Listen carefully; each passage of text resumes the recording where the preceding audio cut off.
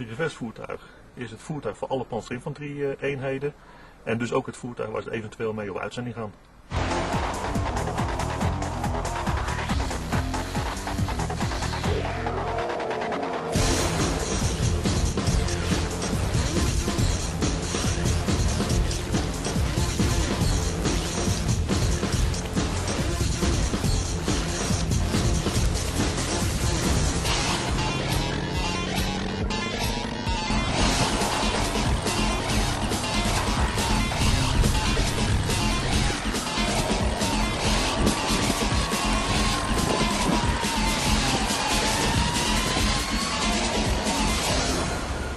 Ik ben er zeker van dat met de introductie van de 97 de panzerinfanterie-eenheden worden uitgerust met het meest moderne materiaal wat er op dit moment voorhanden is.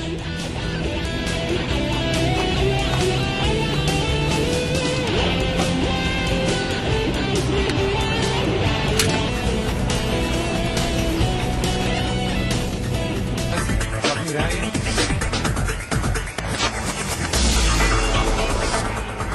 Je kan dus natuurlijk heel mooi nagaan wat er allemaal gebeurt.